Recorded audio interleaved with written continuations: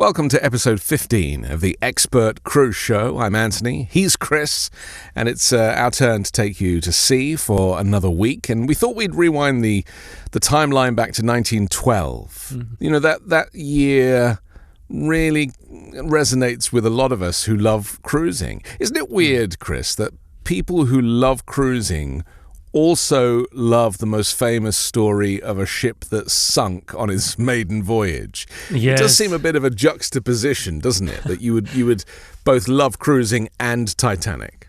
I think so. Particularly after they found the wreck, the interest in the 80s after that discovery by Robert Ballard, it just became so widespread. We've spoken about this before. The other big moment was, of course, in 1997, when James Cameron's film Titanic hit the screens, because cruising, as we know, was already on a growth trajectory. It had sort of become popularized in the 70s, became big business in the 80s. Throughout the 90s, it was spreading globally, the appeal for cruising. But when Titanic hit the screens, it brought the idea of an ocean voyage to audiences around the world, and the only way you could really achieve that was either a transatlantic crossing on the QE2 or going on a cruise. I've been watching a lot of the cruise vlogs this week to decompress. This is like my downtime, right? This is how I decompress from my day job is to kind of lose myself in vloggers. And quite a few of them have just recently finished a transatlantic on board Virgin Voyages. Sure. And a lot of them are like, don't do a transatlantic, especially on, Scarlet Lady or whatever ship it was. And this kind of brings us on to the cruise ship versus the ocean liner conversation, which I think is important here. The history, and we have talked about this before in previous episode, but just for those that missed that, Mickey Arison, who's the boss of Carnival, who owned Cunard, he saw the success of Titanic. His family had a history with ocean liners, so he kind of knew the difference, which I suppose is a really good place to start, right? And so he commissioned this Queen Mary II to continue the transatlantic service. I think a lot of people who watch the movie Titanic might not have even twigged that White Star Line were doing a kind of scheduled service along with a lot of the other lines as well from different European countries, because we think of Titanic as a one-way journey, don't we? We don't really think of it as being part of a service. Was Titanic supposed to be doing a two-way service with Olympic or any of the other White Star ships at the time? Was that the plan for it? Yeah, that was actually. So Olympic and Titanic, the two sister ships, they were both commissioned along with the third ship to operate a scheduled express service, which was the premier service between Southampton and New York. And they were actually commissioned basically in response to a rival, Cunard, their big two, which were Lusitania and Mauretania, which were in turn commissioned to respond to big ships that were being built by German shipping lines like Norddeutsche Lloyd and Hamburg America. And also, of course, White Star Line had big ships as well, the Big Four, which were smaller than Titanic and Olympic, but were sizable ships of their day. And so these ships were not designed and built purely to be spectacular places for people to travel, but they were really done for that shuttle service across the Atlantic. And this was big business at the time. There was a massive immigration boom from Europe and Great Britain and Ireland across to America and Canada. And they were kind of basically leveraging that. Olympic, as you mentioned, was actually built first. The class of ships that Titanic is part of is the Olympic class, because Olympic was the first one, the class leader. And she was actually, up until Titanic hit the iceberg, she was the more famous of the two, because she was the first one to break that size barrier. Dimension-wise, they were pretty much identical. The only real difference was that Titanic had a higher internal volume, as some of the space on Olympic that was exposed to the elements had been enclosed on board Titanic. So really, Olympic was the one everyone knew. She was the household name until, of course, that fateful night in April 1912. And I suppose it's deceptive because at the beginning of the James Cameron film, when you kind of see Titanic at Southampton Dock for the first time, and Rose kind of looks up at it with her future husband, and they talk about it like it's a one-off. There's no reference to Olympic or the Olympic class, and so people are in Hollywood land are kind of led to believe that this was the first ship of its kind. Is it true, or is it a conspiracy theory, that the ship's names were switched? That is definitely a conspiracy theory. So the origins behind that story is so Olympic entered service first, right? And she was under the command of Captain Smith, same commander of Titanic, and she was operating the transatlantic service well before Titanic entered service. And during one of those voyages when she was departing Southampton, she was making her way down Southampton water, and passing her was a Royal Naval vessel, the HMS Hawke. And a combination of factors relating to speed and also the suction of the large ship like Olympic ultimately led to the Hawke being pulled into the side of Olympic and crashing into her. And put up on screen now, it left a big hole in the side of Olympic, but below the waterline it actually damaged her propeller shaft. She had 3 propellers. Each one of them has its own shaft that connects it to the engines, and the outboard propeller shaft on the starboard side was damaged beyond, they couldn't use it anymore. So Olympic was actually sent to Belfast for repairs. And when she was in Belfast, there's an amazing moment where the incomplete Titanic is sitting there and Olympic comes alongside her and the two ships are there together. And to get Olympic back into service as quickly as possible, they actually took parts from Titanic, including the elements of the propeller shaft from the ship, and put them across on Olympic. There is a marvelous conspiracy theory that says, look, Olympic was so badly damaged that there was no way to profitably run her anymore, so they switched the two ships, and then the Titanic became the Olympic and she went back into service, and then Olympic as Titanic was, purposefully sunk to claim on the insurance money. Insurance claim, yeah. I have a couple of problems with that conspiracy theory. Firstly, no one can keep a secret, right? For that to have worked, thousands of people would have had to have kept a secret, because not only would you have to switch the ships, but you'd have to fit out the Titanic as Olympic in virtually no time at all. It would have been a remarkable achievement. You would have had to bring thousands, tens of thousands of people on to even run it at that speed. I mean, Titanic wasn't ready to enter service. But also, why would you go to the trouble of switching the ships just to sink one when you could repair Olympic and then put her into service and sink her if that's what you were going to do? It makes absolutely no sense. It's complete nonsense, but it makes for absolutely wonderful documentaries on the Discovery Channel. People seem to love that sort of stuff. There's lots of conspiracies there, Anthony. I'm sure we'll touch on some more of them today.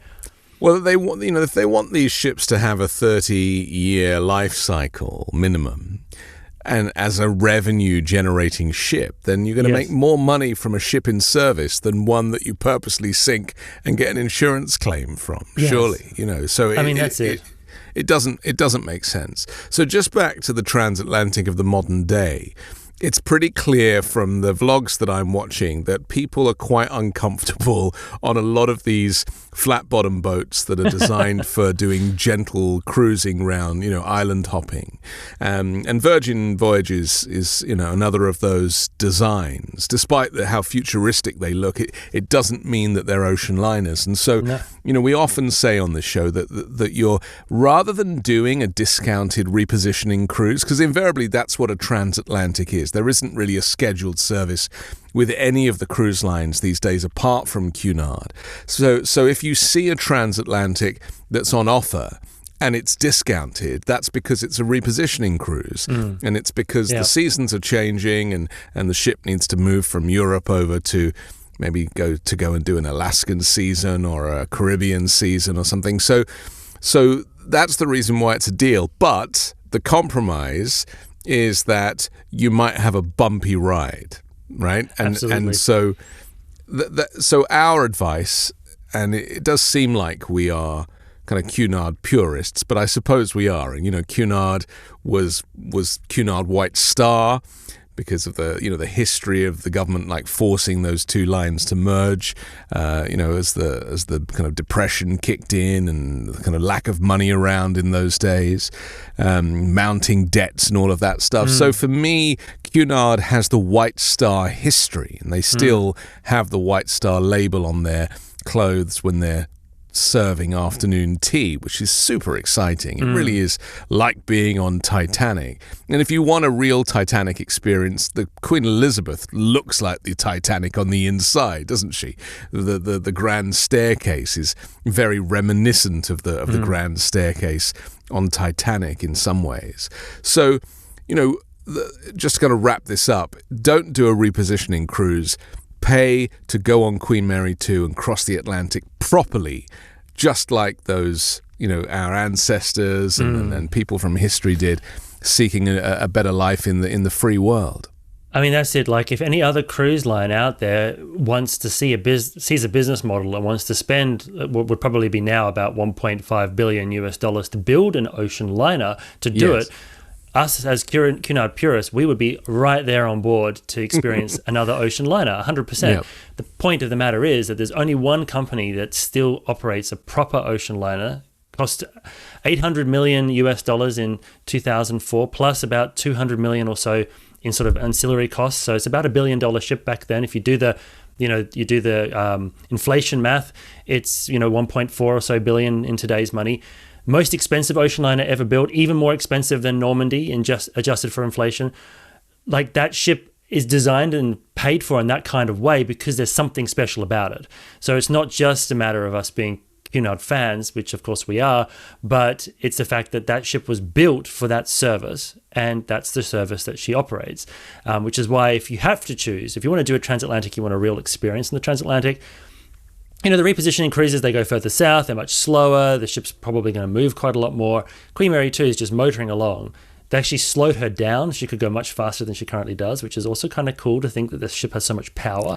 Right. But you get a longer vacation, don't you? You get an 8-day vacation when they could do it in 5 days.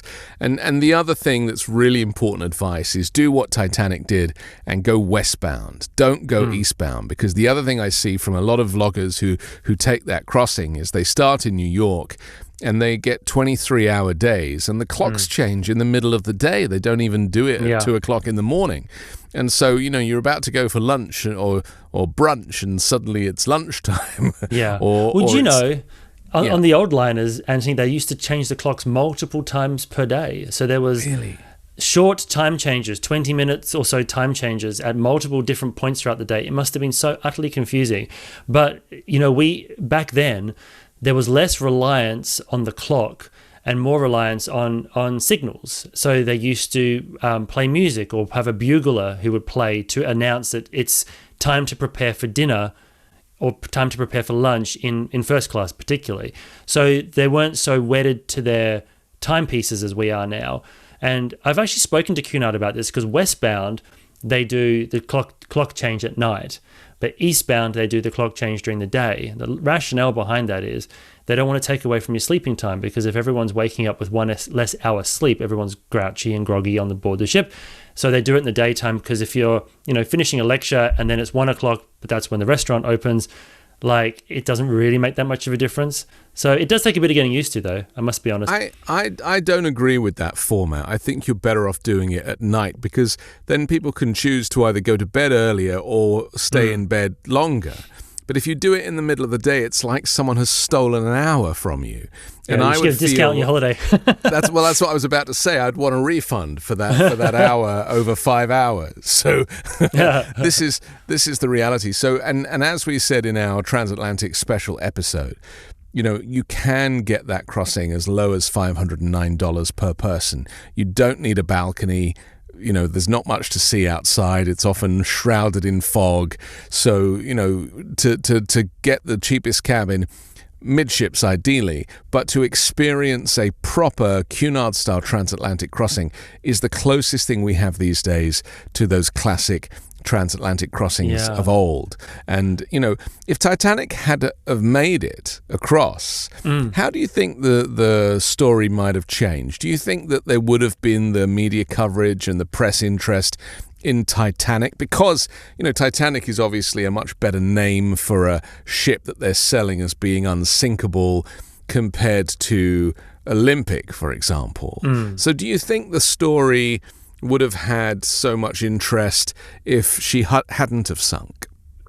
No, I almost can guarantee it wouldn't have. Not as much interest as what we have now, of course.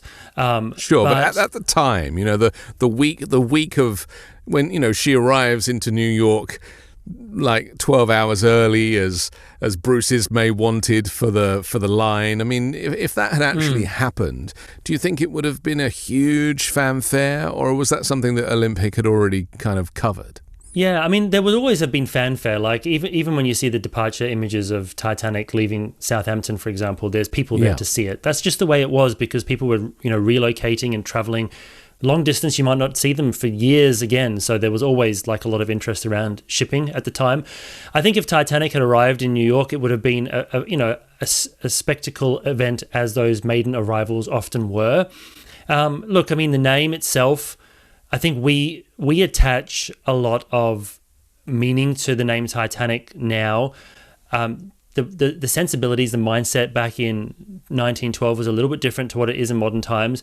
Those ships, the trio, were to be named after ancient Greek mythology, and it was the Olympians, the Titans, and arguably the third one would have been called Gigantic, the giants, because those three supernatural species, they used to sort of interact with each other in Greek mythology.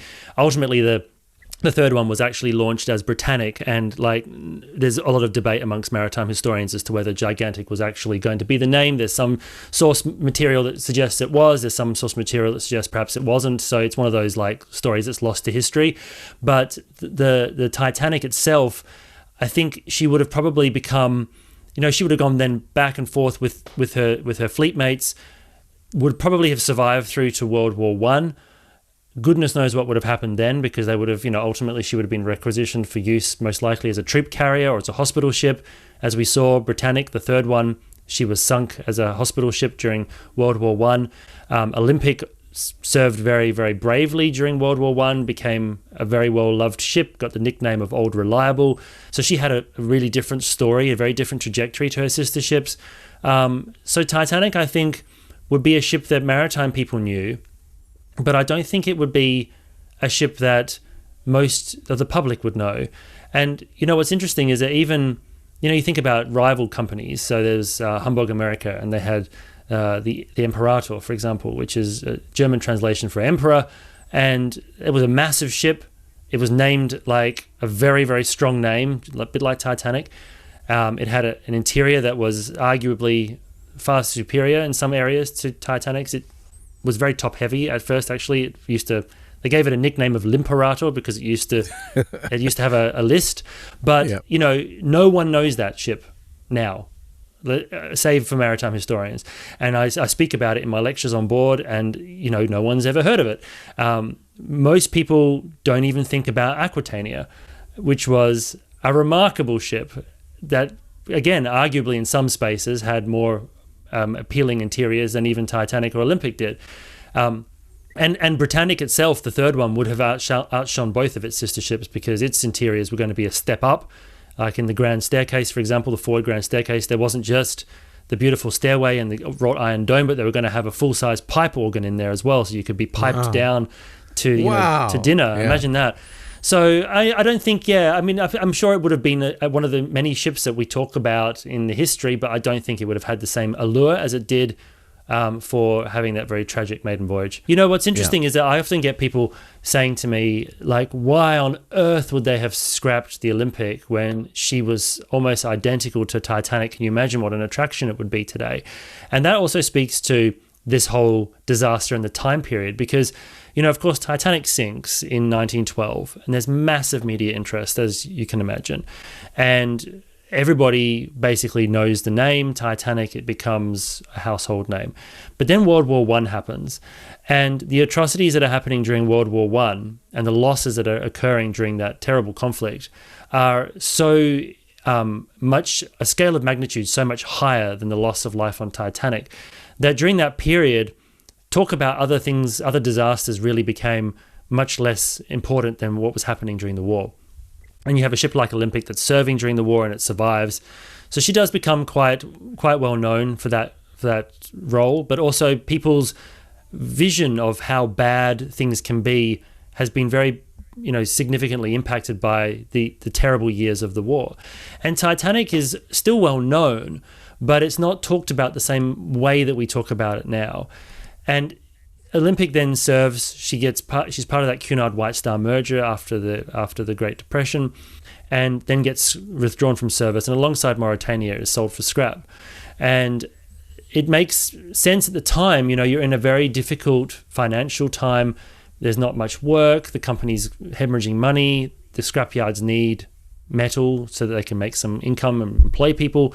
So of course, Olympic is scrapped, and parts of her were saved.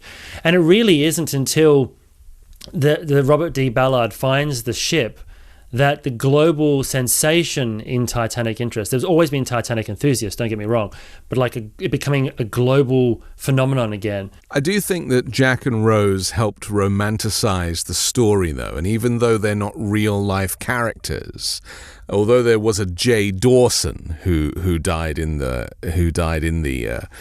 sinking, but it wasn't Jack Dawson. It's very clever that he did that, James Cameron. I mean, he did a lot of that with the writing, didn't he? Kind of took elements that were real that meant that if you did go down a rabbit hole, you might have put like two pieces together and come up with a completely different answer.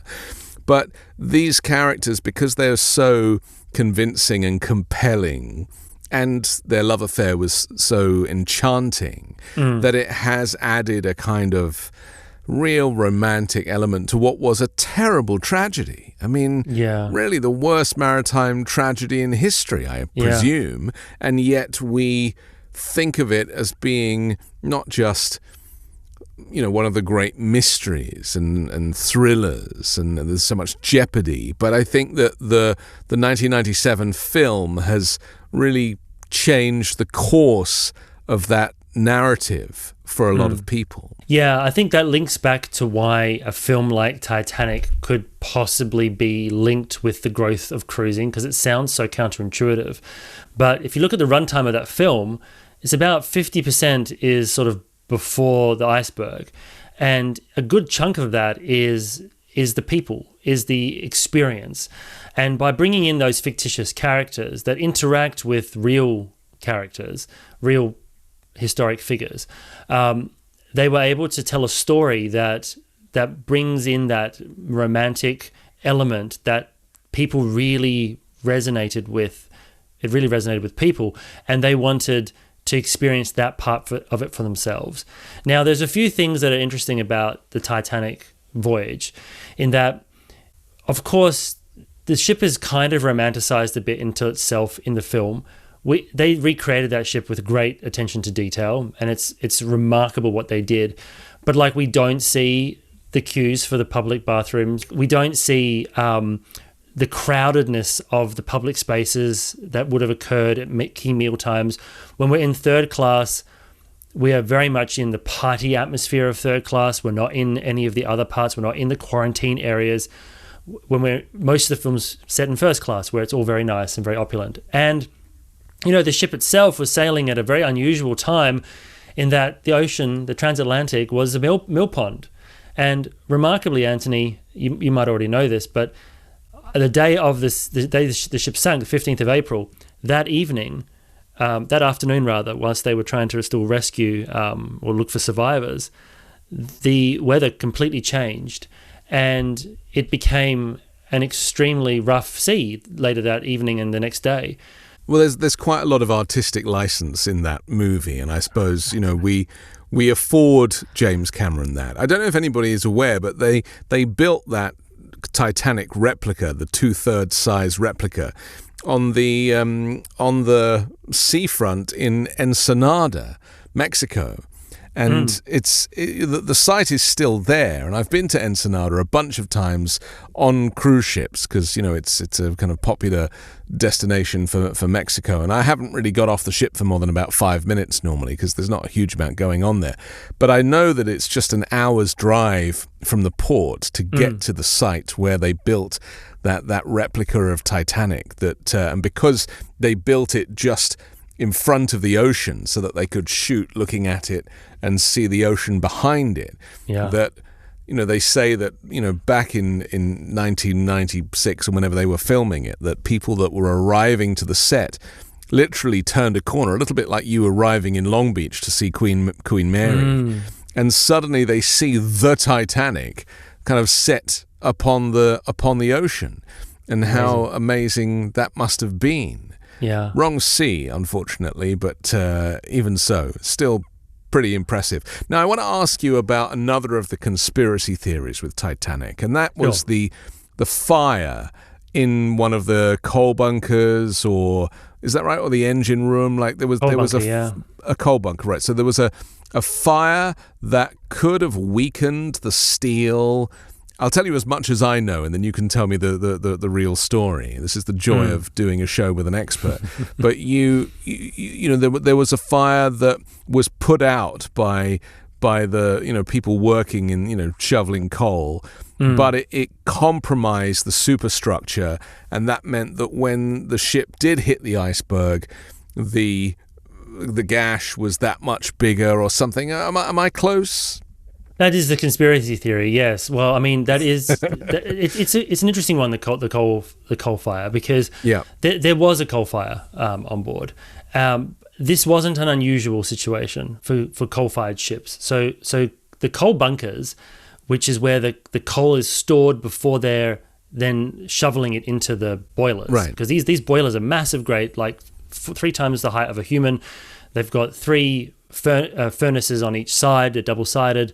And everything's manual. It's completely analog. So there's these coal bunkers that are filled from the port. The coal goes in, it sits in these bunkers, and then of course the people are shoveling it into wheelbarrows and then again into the furnaces.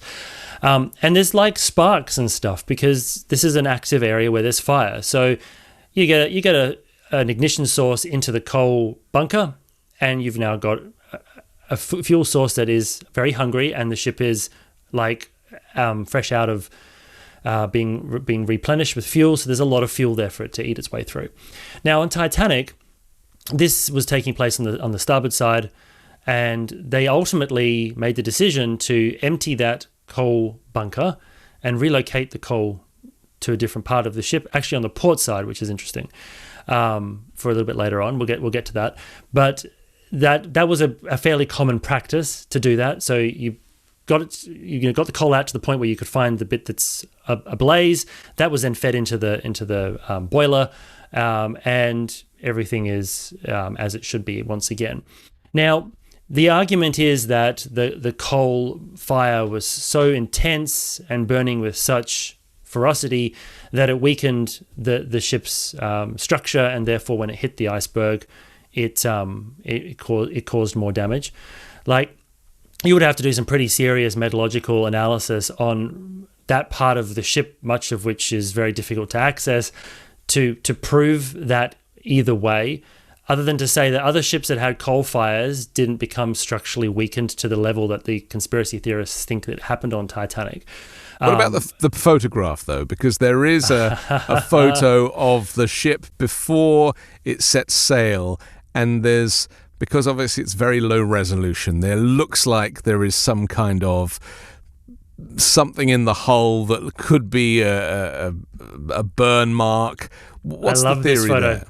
So if we can find the photo, we've put it up now. But that photograph, Anthony, as you'll know, it's showing a darkened mark on the hull. But what you'll notice is that the darkened mark is above the waterline. And there's 2 things about that. Firstly, the coal bunkers are below the waterline for the most part. And the second thing is that damage to the structure of the ship above the waterline isn't going to cause it to sink below the waterline. So the mark on the ship in the picture is not actually where the boiler rooms are. It's further forward where the cargo holds are. So the idea that like damage to the ship above the waterline, so high above the waterline, would be an indication that below the waterline there is massive damage that's been caused by a fire. I really don't think that that one holds up either, to be perfectly honest. People hang on to these things because of the mystery. Yeah. And I suppose, people that are into true crime or unsolved mysteries. I mean, my wife loves this stuff. She watches all these documentaries. I mean, I don't know if you know this, but she's actually obsessed with the Titan expedition and the Titan, the capsule that imploded when they tried to do these revenue submarine dives. It was barely a submarine, actually, was it? I mean, it was like a homemade composite contraption. tube or something, wasn't it? That's right. Yeah, made of carbon fiber that was like used secondhand throwaway carbon fiber that the Boeing company didn't want to use anymore, so it was cheap. But, that whole story and all of the documentaries that have been made about the Titan and the narcissist guy who kind of came up with it and died in the tragedy. He, Stockton Rush, that's right. Yeah, that has brought people's attention back to Titanic in a huge way, and it's stories like that kind of keep our attention, right? Because it's almost as if this story is never allowed to fade. But I cannot imagine. Well, it was such a strange design to try and use a cylindrical shape, carbon fiber shape to keep pressure out. I mean, I'm not an engineer, but it just makes no sense to me. You don't have to be an engineer to know that thing is the wrong shape. Yeah. Right? It was ridiculous. And so this has kind of reignited people's interest in it. And so, my wife and I, we both kind of love the Titanic story. In fact, we watch the Titanic movie quite often because it's my favorite film. So I was going to end up, when we watch something else and we've got a bit of time before the evening's up, we're like, well, let's just carry on watching Titanic from where we left off. But, invariably, it is a story that you can keep coming back to. And I also think with the movie, you can watch it over and over. I mean, I even love the Kenneth More movie, A Night to Remember, the kind of precursor that definitely inspired James Cameron, because much of that movie is the same. I mean, there really is some of the shot decisions and then the way that things have been framed. It's like, it's almost a carbon copy. I'm sure James Cameron won't mind us saying that. It breeds conspiracy because of the circumstance as well. You have the world's largest ship on its maiden voyage. It's billed as practically, but no one says the word practically, unsinkable. Yeah. And it hits an iceberg and sinks on its maiden voyage. And not only couldn't that, make it up.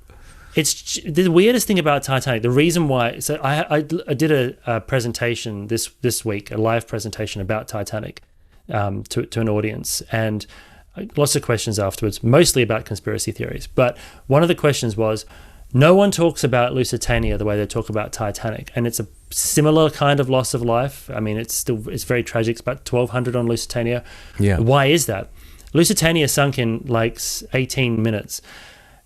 There wasn't enough time for all those stories to unfold. Titanic sunk in just over 2 hours, so there's just enough time for all the drama to unfold, for people who survived to remember the dramatic moments, for people to go back to their cabins or change their minds about getting into lifeboats, and the lights stayed on, so the ship was still operational, it still felt warm, so people didn't want to leave.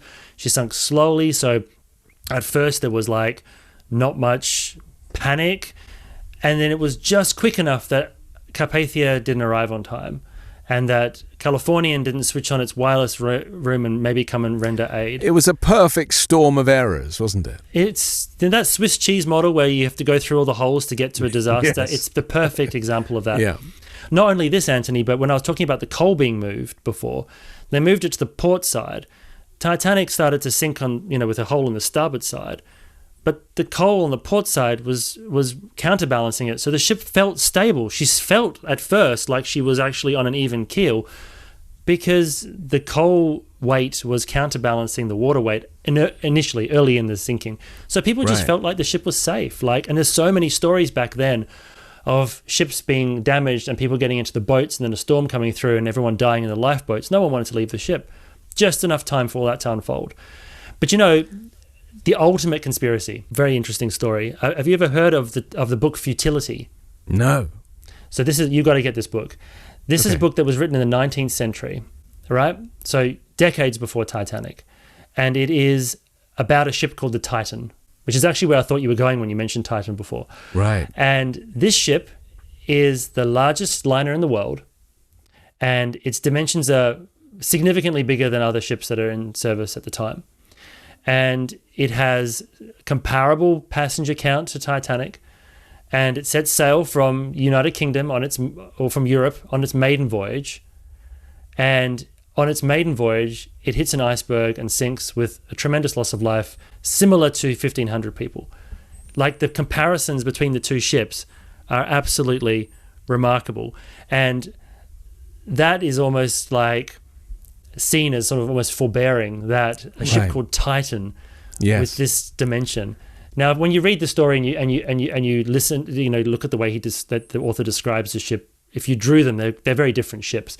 But just on the surface, and that breeds all these ideas of like people thinking, oh, it was, you know, it would have been made this great insurance scam, or it was done on purpose because they didn't want the ship anymore, or all these different things because there was sort of precedent in literature that something like this had happened. Very, very fascinating read. But you got to take everything with a pinch of salt, of course. It also begs the question why Stockton Rush would then call his submarine Titan, doesn't it? I doubt he read the book. History. Well, clearly. But he was, certified nuts. I think that's basically what the final report said, is that, you know, the guy was nuts. I really feel like the relationship that a lot of us have with Titanic is what binds us together in terms of friendship and commonality. And you know, I had a big birthday last year, and we went to Las Vegas to go to the Luxor, to go to the Titanic Artifact Museum, because I'd never seen the big piece, which is the largest recovered piece from the wreck of Titanic, and it is vast. I mean, it's if you look at the plan and you see what it is, I mean, it looks like a very small part of the hull. But when you're close up to it, I mean, this thing is about 30 feet wide and about 20 feet high. I mean, it's massive, and you can see those huge rivets and the thickness of the steel, and there's a couple of portholes in it. And how they were able to recover that is just, you know, really testament to their ingenuity and skill to bring that thing up from like 2.5 miles down. But secondly, the fact that it's in this kind of climate-controlled room and is hanging so you can see it, and then there's like a photograph next to it. I think we spent about 20 minutes in that room just marveling at it. Yeah.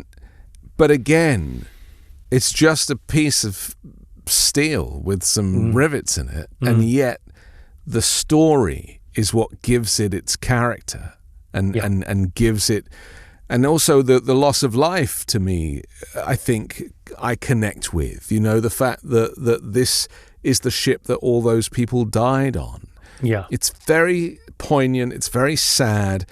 It's very moving. And yet it draws us to cruising, you know. And I think that is such an interesting juxtaposition. The fact that we are drawn to cruising. And I wonder if in the back of our mind, especially with maiden voyages, and we can't let an episode of this show go by without me talking about having done 4 Cunard maiden voyages. I think every time I say that, you have to take a shot. That's I think that I'd be drunk. that should be our plan going forward. But and if anyone's done a maiden voyage, especially on the North Atlantic, there is this thing in the back of your mind where you're thinking about Titanic and you're thinking, are we going to make it? Is this ship going to get there? Is this going to play out as the history books want it to? Or will it take a very different turn? And there is a weird, macabre attraction to that. And I can't really describe it better than that. I think to finish up, one of the greatest illustrations that I have of modern-day cruise passengers' love of Titanic, notwithstanding that I've actually been booked to speak on Celebrity, and one of the talks they want is the Titanic talk. But I love that. I know. But when I was on Queen Victoria 2 years ago, I think I've told you this before, we had a gap in the in the schedule that they needed to fill, and they asked if I could do an extra talk. And I said, look, I've got a Titanic talk that always is popular, but I don't know if you'd want to do that on the ship. And they said, yeah, of course we'll do Titanic, but we'll do it in the Queen's room because you're probably not going to get the same sort of scale of audience as your Cunard talks. I said, no. You will definitely get a full house for Queen Victoria. We should do it in the theatre. But for whatever reason, they decided we're going to stick with the I think the theatre might have been having rehearsals or something, so we're going to stick with the Queen's room. Anthony, it was nuts. It was insane. There were people everywhere. The whole ship basically was there. Team, they are also right now helping us bringing up chairs. So we should soon be starting with our inside lecture. We have our housekeeping team helping. They had to bring chairs in and fill the dance floor. You actually had people walking in like late and sitting cross-legged on the dance floor. I'd never seen anything like it. And I was with a group of other entertainers, the headline acts for the night. And they were like, I've never seen anything like this. Yeah. You are the superstar. And I said, no, Titanic is the superstar. She sails in 5 minutes. Exactly.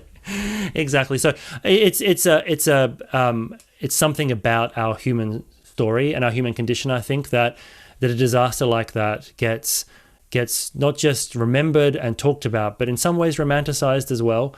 Do you think they'll be talking about the Costa Concordia in 100 years' time in the same way? I don't think so, no. I mean, fortunately, as tragic as Costa Concordia was, and it was an absolute, disaster, you didn't have the death toll that you did on Titanic.